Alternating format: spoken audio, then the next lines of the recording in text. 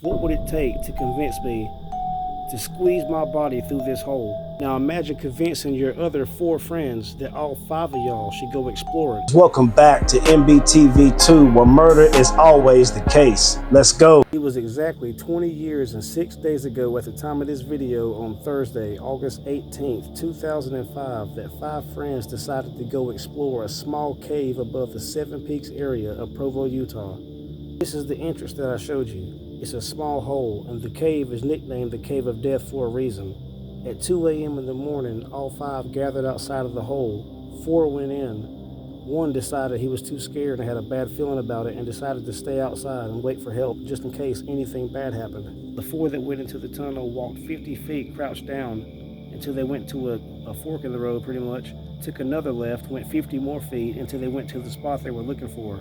An underwater tunnel, stagnant water that's been sitting there with carbon dioxide buildup, with most likely certain death at the bottom. One by one, they sunk off into the 18 to 24-inch hole, into the dark, murky, cold, freezing water that you couldn't even see in, and swam 15 feet, and this hole was literally almost 2 foot high and 4 feet wide. There was no room for error. All 4 made it to the very end, where there's a pocket that's waist deep high, that's 6 foot tall, where there's 3 foot of air / carbon dioxide buildup. It can fit 6 to 8 people.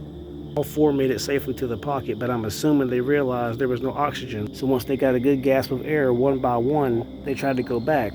And I'm pretty sure they gave each other 15 to 30 seconds in between to make sure they had space, because it's very narrow. But the problem is, the very first one that went, she must have passed out or got lost, because she blocked the airway and blocked the hole for the remaining 3 that were behind her. They're stuck in this passageway thinking, okay, she must be out of here. It's my turn. So the next guy went. When he went, he ran into her body instead of an air hole. He's stuck, scrambles for his life. The next guy goes, and you can see it'd be a traffic jam. Tragically, all 4 passed away in this tight little narrow passageway. The one person that had the sense to not go in the cave, Joseph Ferguson, waited till 6:25 a.m. and called the police after his friends didn't come back out of that cave. Rescue crews arrived and began pumping water out of the cave and pumping oxygen back into the cave, hopefully to save the victims. The pumping lowered the water level by 2 feet, just enough where the rescue people could go in and hopefully save their life. But unfortunately, it was too late. It took 4 hours from the time of the first call to police before the searchers discovered the first body in that underwater tunnel.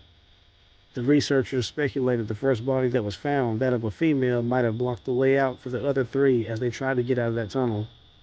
One of the 3 bodies was found on the floor of the tunnel, and the other 2 were found floating. The saddest part about this whole ordeal is that the person that blocked the way for them to get out had previously been into the tunnel, and she's the one that convinced them to go with her. The even crazier part about that is she even told them the first time she went, she blacked out when she was in the water. So it's unreal that she did it again. And it makes you wonder, did she pass out? Did she block the way for them because she passed out? Or even, who cares? At the end of the day, her dumbness convinced 3 other people's dumbness to die in a cave. And it's sad. Don't be dumb. Like, subscribe if you haven't already. Thank you for supporting me, and always remember, make money, dodge drama, and live life. Stay safe and stay blessed.